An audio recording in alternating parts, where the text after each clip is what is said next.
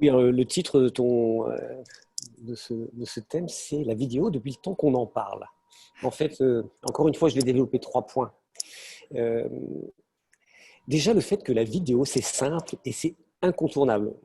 Jean-Paul et Samuel, je pense, l'ont déjà souligné. Incontournable parce qu'aujourd'hui, c'est un média de communication qui va nous rapprocher, puisqu'on devient des humains dans une vidéo, alors que dans un texte, on est un peu plus loin quand même. On va voir qui on est, on va toucher les émotions, on va toucher autre chose. Je voudrais dire que c'est simple aussi, parce que dans le fond, Samuel et Jean-Paul ont proposé beaucoup de technologies et bienvenue aux technologies pour faire des choses qui sont très chouettes, mais en réalité, on peut tout à fait démarrer avec un machin comme ça. Quand on commence à se sophistiquer, on achète une perche, ce qui nous permet de se prendre tout seul en marchant. Il y a quelque chose sur lequel il faut être vigilant, souvent c'est le micro. Moi, je suis un peu défaillant là-dessus. Je n'utilise pas toujours un micro, mais un micro qui permette de bien entendre et puis quand il y a du vent, d'éviter d'avoir trop de… Donc ça vaut le coup d'investir. Moi, j'ai investi dans un écran vert aussi. Mais ça fait plus de 10 ans que je fais des vidéos. J'ai investi dans un écran vert il y a à peine 6 mois. Un écran vert, ça permet de mettre des choses derrière qui apparaissent… qui apparaissent soit des images, soit des textes. On peut aussi rajouter un prompteur. Moi, j'utilise quelques fois des prompteurs, un prompteur en ligne. Donc, je charge mon texte sur le prompteur et puis je vous mettrai le lien si vous voulez. Et puis, en particulier, quand je veux que ce soit très structuré, je vais utiliser un prompteur. Quand je vais faire une vidéo de vente, par exemple, je vais utiliser un prompteur pour que je bafouille pas trop, que j'accroche pas trop. On peut aussi, et puis sans trop rentrer dans les outils, mais je vais partager mon écran. Moi, je fais aussi des vidéos avec, je dis ça, mais est-ce que, ouais, c'est ça. Si je partage cet écran-là, ouais, j'utilise par exemple cet outil-là qui s'appelle VideoScribe, qui permet de, Son capitaine dans la tempête, voilà, qui permet de faire des il jolis… va voguer dans tous les sens, il va être confronté à des très grands problèmes, donc le leadership est nécessaire et le leadership veut dire aiguiser son courage. Alors, vous voyez que Donc bon, la première chose, c'est que vous avez dans la compris. crise, le Bon, il leader faut que j'arrête doit trouver les ressources. la vidéo, je vais l'arrêter.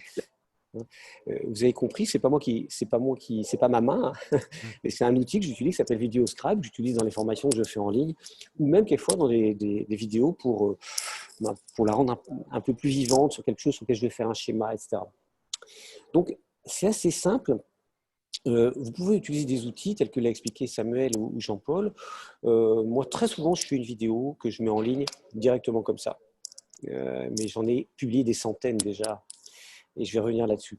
Et puis, s'il faut faire des montages à titre personnel, j'utilise iMovie, parce que j'ai un Mac et que iMovie est intégré, c'est gratuit, et puis on peut faire tous les montages qu'on veut. Alors, il y a de l'apprentissage quand même pour savoir s'en servir. Au début, c'est un peu casse-tête, mais quand on s'en sort, on arrive à rajouter un certain nombre de choses dedans. Mais ce qu'il faut savoir, c'est qu'à partir du moment où on commence à faire des montages, ça prend beaucoup de temps. Ça prend énormément de temps. Donc, quelquefois, si on arrive à faire des choses spontanées qu'on peut publier, ben, allons-y.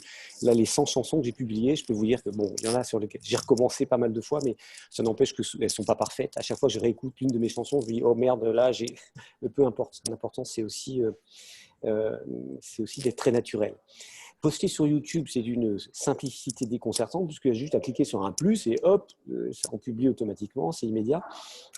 Et c'est incontournable et je vous dis pourquoi pas dans vos métiers, comme dans tous les métiers, pourquoi pas le faire. En fait, ce que j'ai constaté, c'est que beaucoup de gens qui ne vont pas à la vidéo, c'est parce qu'ils ont peur et la peur la principale, c'est la peur de se montrer. Et le peur d'être ridicule. Alors, j'ai envie de démonter cette peur parce que rappelez-vous que votre première vidéo, seule votre maman et votre meilleure copine la regardera. Vous inquiétez pas, il n'y aura pas 2 millions de vues sur votre première vidéo. Donc, ça n'a pas d'importance. Donc, comme beaucoup de choses sur Internet, on peut faire des tas d'erreurs. Ce n'est pas la peine que ce soit parfait, puisqu'on va avoir un apprentissage continu. On va s'améliorer, on va être de plus en plus à l'aise. Et on apprend vraiment en faisant. Donc, j'ai envie de vous dire, si dans votre métier, vous avez besoin de mettre en place des vidéos, allez-y. C'est pas grave si c'est pas parfait au début, vous pouvez l'améliorer, vous pourrez retirer une vidéo qui vous plaît pas, vous pouvez la refaire plus tard. Mais la plus grande difficulté, comme dans beaucoup de choses d'ailleurs, c'est de se mettre en route pour le faire.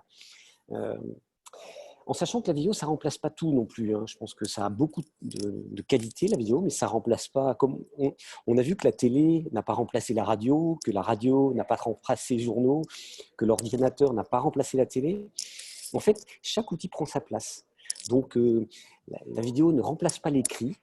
Moi, j'écris des centaines d'articles et je fais des vidéos. Je ne fais pas des vidéos sur tous mes articles ou des articles sur toutes mes vidéos, mais ça ne remplace pas un article. Donc, l'écrit ne sera jamais supprimé. On a besoin de l'écrit, comme on a besoin des vidéos. Ça vient en complément.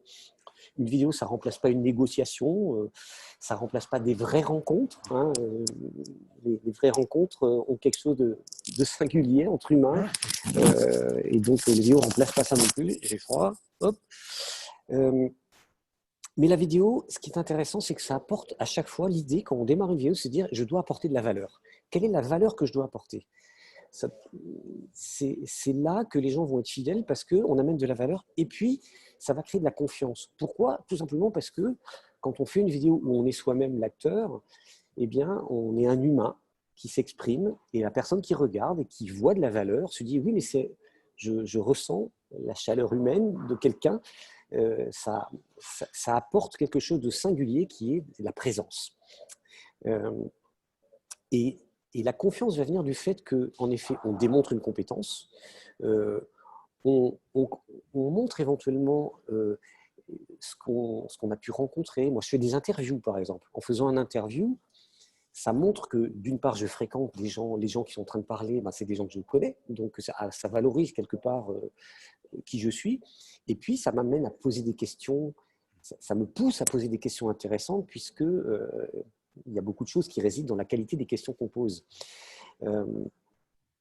Et puis, je pense que là aussi, dans les vidéos, il faut encourager à faire des erreurs, parce que quand je fais des erreurs dans une vidéo, bah, ça me rapproche de la personne qui m'écoute, parce que je dis « ah bah oui, lui aussi il se trompe ». Et donc, ça rend moins, ça met moins de distance qu'une publicité, c'est parfait, c'est très bien. Mais quand on veut communiquer sa compétence, ce n'est pas utile que ce soit parfait. Ça nous permet d'être en meilleure relation entre humains. Bon, si on fait une publicité ou c'est un film, on veut que ce soit tout bien léché, mais en même temps, ce n'est pas grave si c'est dans la vie. Donc, quelques clés que je vais vous donner donc, par rapport à la vidéo. La première chose pour moi, c'est l'authenticité. On ressent très fortement quand tout est trop calculé. Et quand on veut communiquer quelque chose par rapport à ce qu'on fait, par rapport à ses compétences, soyez authentique, y compris en vous trompant. Puis, ah zut, excusez-moi, je me suis trompé, puis on reprend. C'est pas grave, finalement, ça nous rapproche. Même si quelquefois on peut utiliser un prompteur pour parce que là, on veut absolument dérouler une argumentation très claire, très structurée.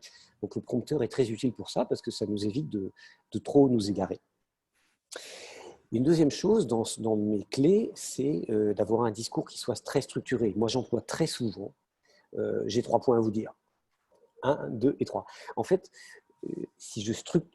ça me permet moi-même quelquefois de faire des vidéos dans la rue ou dans la nature. Je me dis, ok, je voudrais faire passer ce message. Comment je le structure en 3 points? Et à partir du moment où je sais que j'ai 3 points, je ne vais pas me perdre. Parce qu'en faisant ma vidéo spontanément, je sais que j'ai 3 points. Le premier point, c'est ça. Je raconte mon premier point. Le deuxième point, c'est ça. Et le troisième point, c'est ça. Donc, dire j'ai 3 points ou j'ai 5 points, ça permet de structurer et ça rassure et ça permet à l'auditeur d'être plus attentif parce qu'il sait qu'il y a 3 points, il y a 5 points qui doivent arriver. Et comme l'a signalé tout à l'heure Samuel, je crois, mais ce qui est très important, c'est le démarrage. Vous savez que dans les 8 premières secondes, vous gardez ou vous ne gardez pas vos auditeurs. Donc, ça veut dire qu'on ne commence pas une vidéo en se disant « bon, alors je voudrais vous dire quelque chose, mais je vais y venir, mais attendez, je me prépare à vous dire… » Non, non, non, non, non, c'est « je vais vous raconter une histoire. Le 12 mars 1992, et hop, vous capturez les gens, et à partir du moment où vous avez capturé les gens dans les 8 premières secondes, vous avez des chances qu'ils vous suivent un peu plus longtemps et potentiellement jusqu'à la fin. Et justement, à la fin, eh bien, c'est important de faire un appel à l'action. L'appel à l'action, ça peut être, écoutez, si vous avez aimé la vidéo, cliquez j'aime, ou partagez cette vidéo parce que je pense qu'elle peut servir à d'autres gens, ou bien vous proposez un exercice. Bon, à la fin de cette vidéo, ce que je voudrais vous proposer maintenant, c'est de prendre votre stylo et d'écrire cette question et de répondre à cette question. Vous engagez les personnes ou allez voir mon site, ou en tout cas, on sort tout le temps d'une vidéo par un passage à l'action. Donc, pour conclure, ce que j'ai envie de vous dire, c'est que la vidéo, c'est maintenant, parce qu'il n'y a pas besoin d'outillage, vous l'avez déjà, vous l'avez avec vous. Pensez quand vous faites une vidéo à apporter de la valeur. Et apporter de la valeur, ça veut dire une idée forte par vidéo. Parce que si je commence à avoir 8 idées, je perds les gens. Donc, une idée forte, qui peut être déclinée en 3-4 points, mais une idée forte. Il vaut mieux qu'elle soit courte, mais une idée forte. Et puis la vidéo, l'idée, c'est que vous trouviez la place de vos vidéos dans tous les autres médias que vous utilisez, mais c'est un outil de communication qui vous permet aussi de beaucoup partager ce que vous êtes, ce que vous savez et la valeur que vous avez à partager. Voilà pour moi.